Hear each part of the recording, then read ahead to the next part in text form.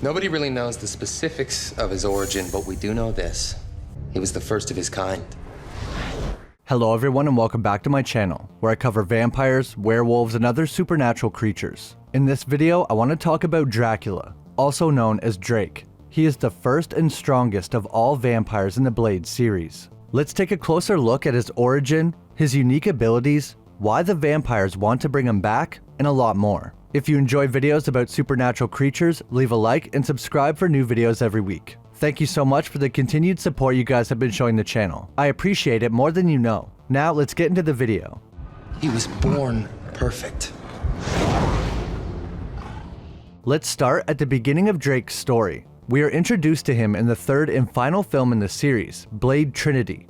But in the first film, we are introduced to someone important to Drake's story, the ancient blood god, La Magra. This is the patron deity of vampires and the one who created the first vampire, Drake. We don't know the specifics of what happened, but most likely through some kind of ritual or magic, La Magra bestowed some of his power to Drake. Dracula is just one of the names he has gone by. The Babylonians worshipped him as Dagon, and now he is known as Drake. According to the legends, he was born in ancient Samaria around 4000 or 5000 BC. This makes him roughly 6,000 to 7,000 years old, the oldest vampire in the Blade series we have ever seen by a large margin. Like I said before, no one really knows the specifics of his origin, only that he was created by La Magra. He was probably born human and then somehow came into contact with the ancient blood god. Or, some people have theorized that La Magra got a woman pregnant and that's how Drake came to be. Drake is the progenitor of his species, Hominis nocturna. To quote Hannibal King, he was born perfect. Like a great white shark, this guy has never had to evolve. He's been there behind the scenes, cutting a bloody path through the ages, until suddenly, he disappeared. We learn the reason he disappeared was because he became disgusted with what the world had become, so he retreated to a tomb in Iraq to sleep through the ages. He was left there, eventually forgotten by all, and became known only as a myth. That was until Danica Talos and a group of other vampires decided to venture to Iraq to see if the legends were true. Danica seems to be one of the leaders of the vampire house. They never actually say the name, so I'm going to refer to it as House Talos. There are many different vampire houses, such as the House of Erebus from the first Blade film and House Damaskinos from Blade 2. Each house has passed down their own history and legends. It's possible the legends of Dracula have been passed down through House Talos. In the first film, Blade says that the Book of Erebus is basically the vampire Bible and it has legends about La Magra. There's a good chance this book also contains information about Drake. Danica and a group of vampires travel to Iraq to find the tomb. They break through a secret entrance to find where Dracula is, showing they must have had some knowledge of the structure and where Dracula was hidden. They pull out one stone, causing the rest to fall away and reveal an entrance. They climb down below and begin to search. Jerko Grimwood picks up a piece of stone with writing on it. Danica tells him it's cuneiform, around 4,000 years old. He then poses the question, why here of all places? Danica says, because it's the cradle of civilization.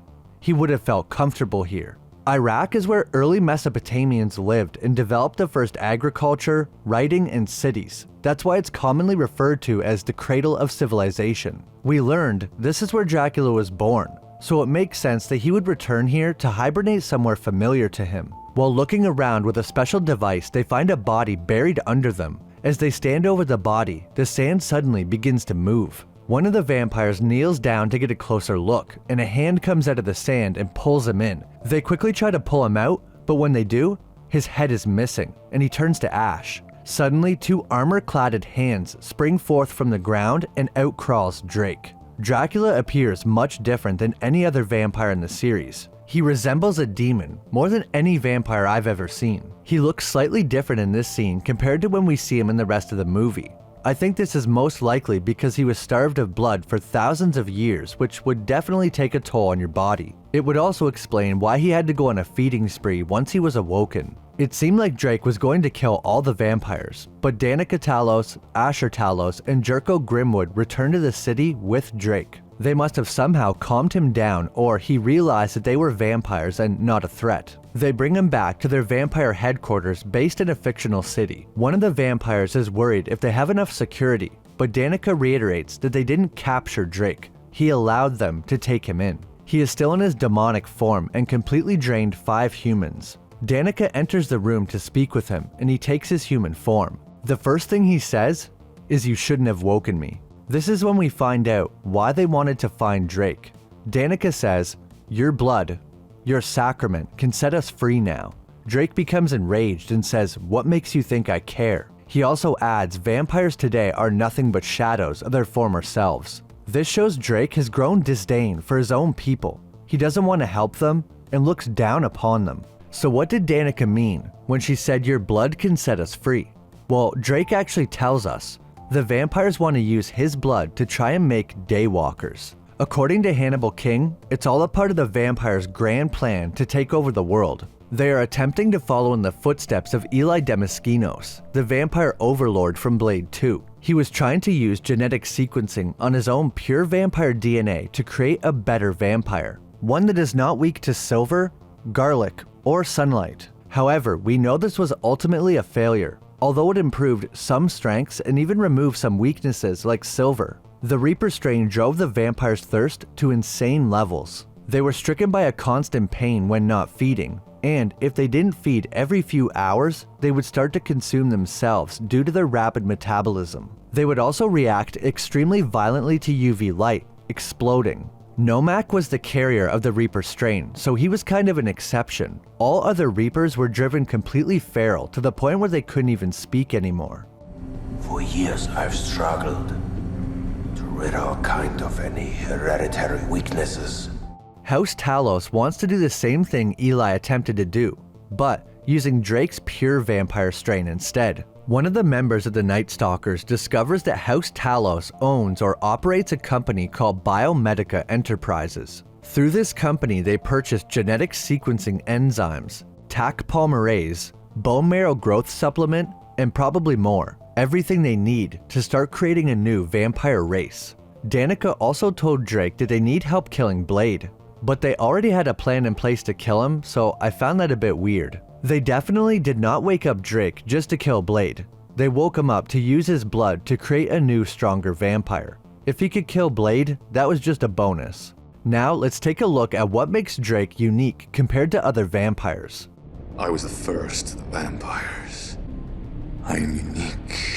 The most important part about Drake is that his vampire strain is free from 100 generations of selective mutation. He said himself, vampires today are shadows of their former selves. One thing that has been affected by the weakened vampire strain is their immortality. Vampires in Blade are not actually immortal, but just age at a much slower rate. The age of Eli Damaskinos is never actually revealed in Blade 2, but it's been speculated by David S. Goyer and Wesley Snipes on the DVD commentary that he is at least several centuries old, possibly a few thousand years old. This is important to note because Eli resembles an elderly man. He is never seen performing any supernatural feat like strength or speed. He also seems very frail. This shows that although slowly, vampires do seem to age, even purebloods. Normal vampire blood is red, but Eli's is black. This could be because his body is dying, similar to the ancient vampires from Being Human who have black veins.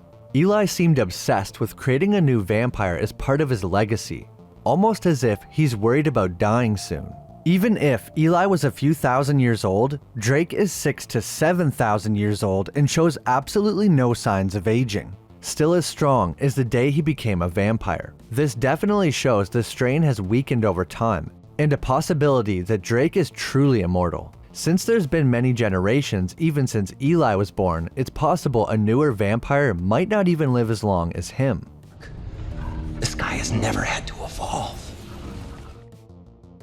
Drake has super strength and speed that far surpasses other vampires. Blade is able to physically overpower most vampires he faces, but Drake is able to overpower Blade with little effort, throwing him around like a rag doll. Drake is shown being able to jump dozens of feet and leap off buildings with no problem. He can also sprint for miles while performing superhuman feats and was not even out of breath. Neither was Blade though, so I guess this is just common in vampires. Since Drake's physical abilities are stronger than other vampires, this most likely means his other abilities like hearing, sight, smell, reflexes, and agility would also be far superior.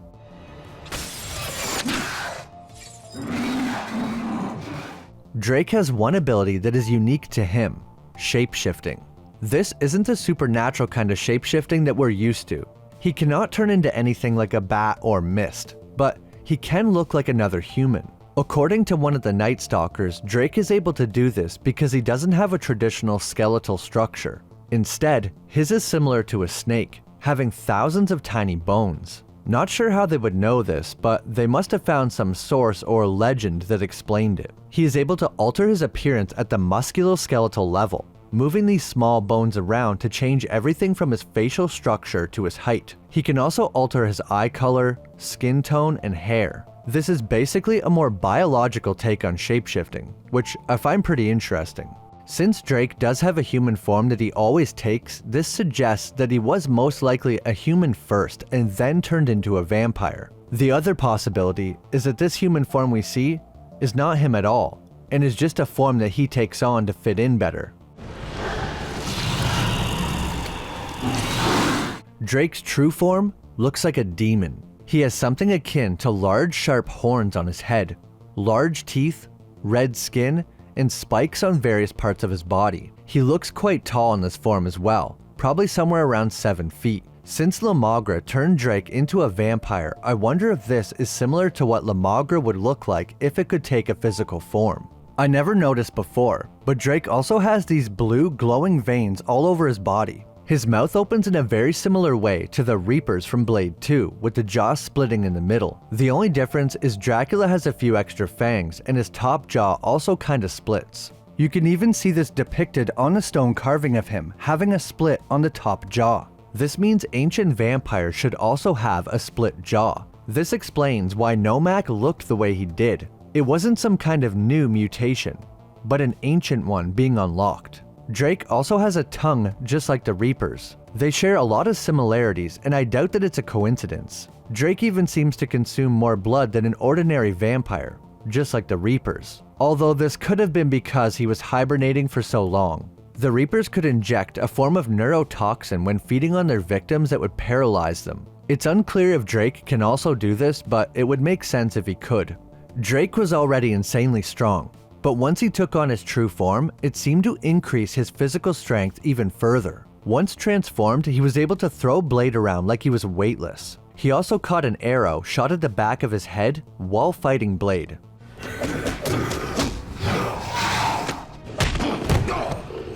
Now, let's talk about weaknesses. Although vampires were created by the blood god La Magra, they are in general less supernatural than most other vampires. They don't have any magic-like abilities, such as compulsion or flight. They are also not affected by holy objects, such as crosses or holy water. Some vampires, including Drake, actually wear a cross. Vampires are still affected by garlic and silver, but this is explained as a severe allergic reaction. Sunlight turns them to ash, and as far as I could find, it's never actually explained exactly why this happens. What about a stake to the heart? Well, in the first movie, Blade says, Vampire 101. Crosses and running water don't work. Forget what you've seen in the movies. You use a stake, silver, or sunlight. He also uses silver hollow point bullets filled with garlic and says aim for the head or the heart. Blade said you can use a stake or silver, so that implies the stake doesn't necessarily have to be silver. It seems like as long as you get them in the head or the heart, you're all good.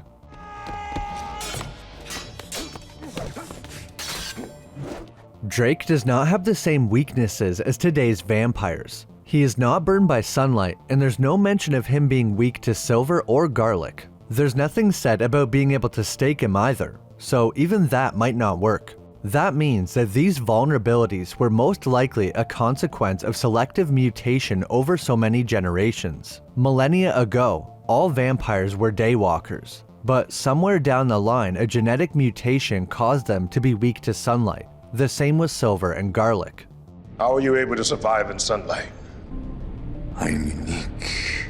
It's unclear how Dracula would react to the EDTA blood thinner found in the first movie. It's used in hospitals for clearing out blood clots, and for some reason it reacts violently with vampire blood. Injecting a vampire with EDTA will cause them to swell up and explode. I don't think this would work against Dracula though. Blade tried to use EDTA on Nomak from the second film, but it only caused a momentary pain before he laughed it off. Since Nomak is more similar to Drake than an ordinary vampire, I think Drake would also be immune to EDTA.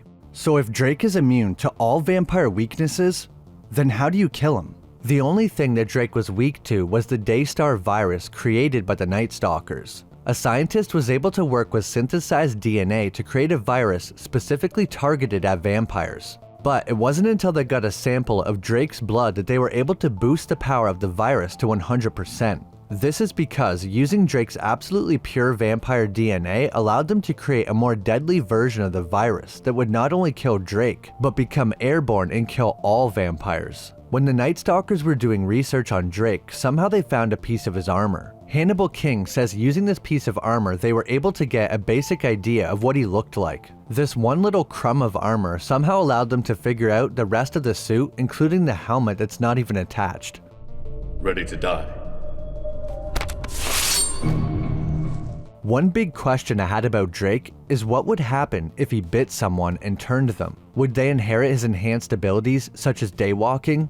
What about shapeshifting? I think if he bit someone, they could definitely become a daywalker. They would also probably not be weak to silver and garlic. As for the shapeshifting, this is a bit different. I doubt if he bit someone, their entire skeleton would change to thousands of tiny bones like his. I think it's more likely that if he wanted to pass on his shape-shifting ability, that he would need to conceive a pure-blood child, or use genetic sequencing. It's also possible this ability cannot be passed down at all, because Drake is unique, gifted vampirism directly by the blood god Lamagra. I wonder if after thousands of years, if Drake ever had a child. It seems likely he would have had at least one. Forget the movies, forget the books, there's no happy ending with this guy. Another question I had was what would happen if Drake bit someone who was already a vampire? Would their abilities be enhanced? It seems like the answer is no. Drake has an interaction with Danica where he bites her. After this, she is still harmed by sunlight and wasn't any stronger than before. So it looks like Drake cannot bite a weaker vampire and enhance their abilities.